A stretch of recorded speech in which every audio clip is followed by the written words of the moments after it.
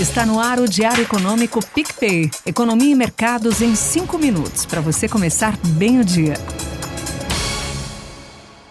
Olá, bom dia! Hoje é segunda-feira, dia 13 de outubro de 2025 e esse é o seu Diário Econômico PicPay. Após um período de relativa estabilidade, os mercados globais voltaram a ser tomados pela aversão ao risco diante do aumento das tensões comerciais entre Estados Unidos e China. O estopim veio quando o governo chinês anunciou novas restrições à exportação de minerais de terras raras. Esses insumos são estratégicos para a produção de semicondutores e baterias, justificando a medida como necessária proteção da segurança nacional. A resposta de Washington foi imediata. O presidente Donald Trump ameaçou impor um expressivo aumento de tarifas sobre produtos chineses, reacendendo então temores de uma nova guerra comercial e colocando em xeque o encontro com Xi Jinping previsto para o fim do mês. Esse embate agravou o humor dos investidores na sexta-feira e desencadeou uma fuga generalizada de ativos de risco. Além disso, o cenário político interno nos Estados Unidos ampliou esse desconforto. O impasse orçamentário no Congresso levou ao prolongamento do shutdown do governo federal, já em seu 11º dia, considerando hoje, com o início de demissões em massa de servidores. A paralisação compromete a divulgação de indicadores oficiais, dificultando a leitura da atividade econômica. Mesmo assim, dados privados sugerem arrefecimento do consumo e de mercado de trabalho, o que reforçam as apostas de que o Federal Reserve poderá sim reduzir os juros ainda neste trimestre. A ata do FONC, divulgada na semana passada, confirmou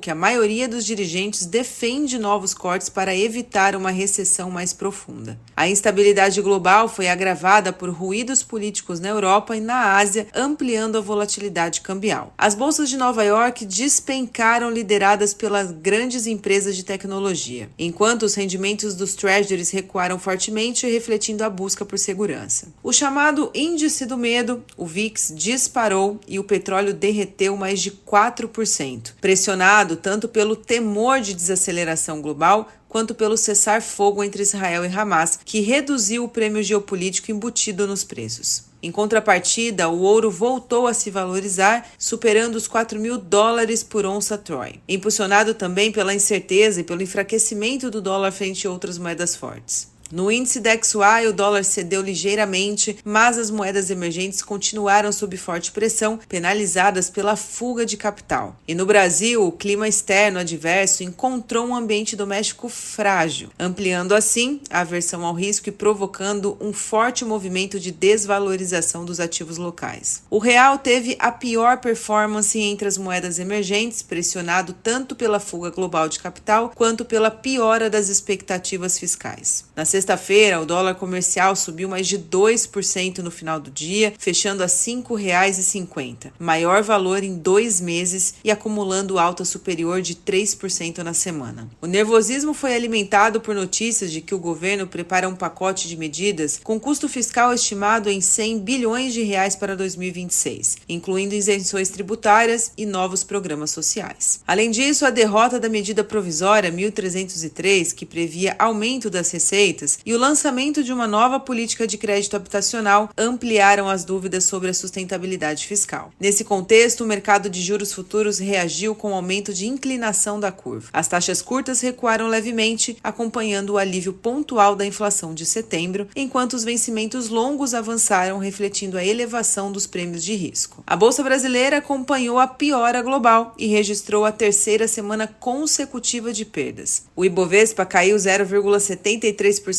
na sexta-feira e 2,44% na semana, voltando à casa dos 140 mil pontos, menor nível desde o início de setembro. A queda refletiu o movimento de correção internacional, mas também a percepção de que a política fiscal doméstica está se tornando mais expansionista. Setores ligados a commodity e consumo lideraram as perdas, enquanto poucas ações defensivas conseguiram se sustentar. O cenário brasileiro agora está compondo um cenário típico de flight to quality. O país, que vinha se beneficiando do fluxo positivo de capitais desde o início do ano, passou a sentir com mais força os efeitos da incerteza global e da fragilidade fiscal interna. Para essa semana, o cenário doméstico, destaque para os dados de serviços, a PMS, e de comércio, a PMC, com atividade e IBCBR, que ajudarão a calibrar as projeções de PIB do terceiro trimestre. Também sai um boletim Focus na data de hoje, indicadores agropecuários, importantes para medir o impacto do setor primário. No exterior, o foco recai sobre os índices de preços ao consumidor e ao produtor americanos,